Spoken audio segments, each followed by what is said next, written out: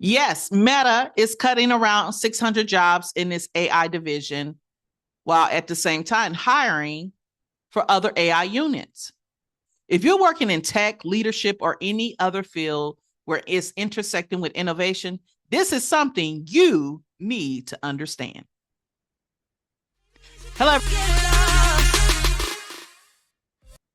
Hello, everyone. My name is Uche Maple, and welcome to the Women Who Leap Network, where we discuss leadership, entrepreneurship, and living a purpose-driven life. Okay, so now let's unpack what's happening at Meta. So here's the situation. Multiple news outlets have said that Meta is trimming about 600 roles in its AI units. This includes the research area, infrastructure, product AI, and et cetera, et cetera. However, at the same time, the company is still hiring other units in other parts of its AI division. So here's the thing. When people hear that companies are laying off, unless they have officially issued a stop hiring freeze, they're usually hiring because there's still critical roles that they need to hire for. So in short, Meta is reorganizing how it builds, deploys, and pretty much it seems like they're scaling AI. But what does this really mean? Well, first of all, just because companies are laying off, that doesn't mean failure. It really could just be part of a strategic reshuffle, moving away from one model of growth to another. All right. Secondly, for professionals, this message is really clear where you need to make sure that you are aligned with where your industry is heading and not just where it has been. Oftentimes, it's cool that you go to school and get these technical degrees, but you still need to be current with the newest technology that's happening and how are you still upscaling your skills? How are you doing it? Oftentimes what I have been privy to, even with just the federal layoffs, is that they've been doing their job for a long time and are excellent at it. But things have changed so much that they're trying to figure out, where do I fit into this new space? And that's something you need to always think about. I always say this is that you need to invest in yourself. If your company won't send you to professional development conferences or for things for you to pay to upskill, it's your responsibility to do so. You're like, well, Uche, that doesn't make sense. It does make sense because you are your biggest investment.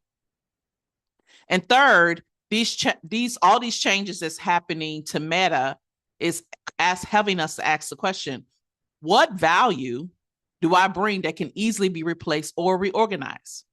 Okay, so let me show something real quick. I actually went to Meta site because I knew that they were still hiring, and I just did a quick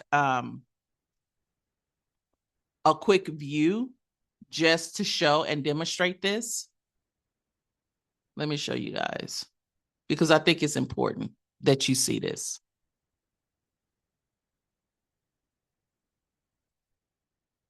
And it's their job Meta screen.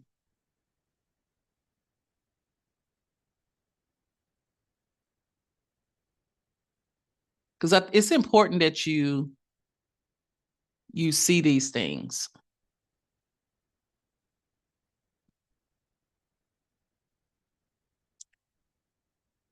So what is this showing? Look at this. It has over 1,300 jobs, and this is in California alone. I just did a search.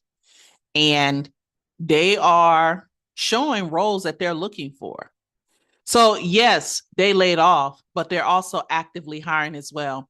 And you need to make sure that your skills are in alignment with what they are looking for. All right.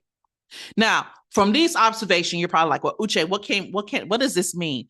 Well, I look at it like this. Here are some actionable insights for you. If you're in an environment that's growing but inefficient, the restructure may come to you. I've seen it. I've seen it. If your role is heavy on process, approvals, or legacy systems, it is at higher risk because they're looking to streamline. Everyone is always looking for a way to streamline processes, period.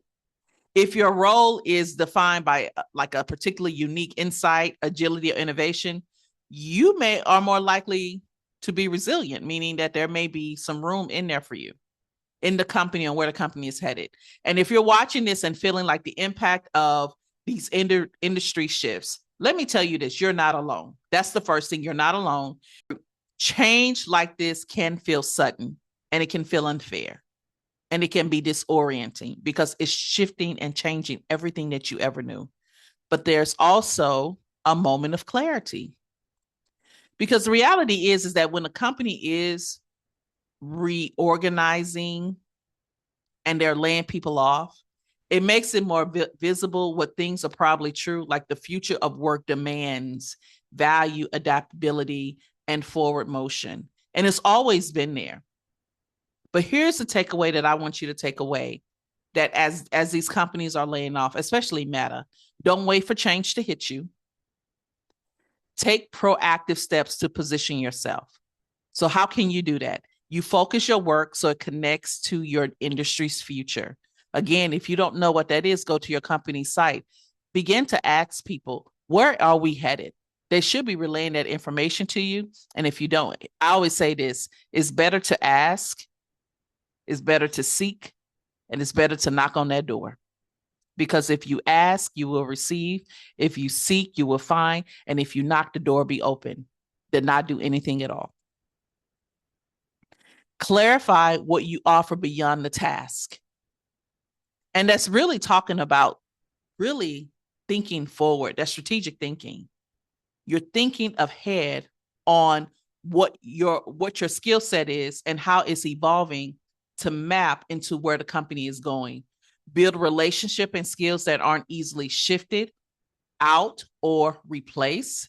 And because companies, and here's the thing, because when companies shift, they don't always change jobs, they change expectations.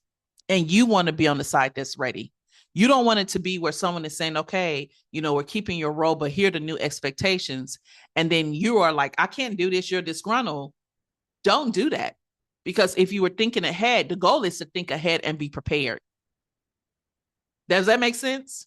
All right. So if you found value in this analysis, hit and subscribe and share this video with someone navigating their next career step.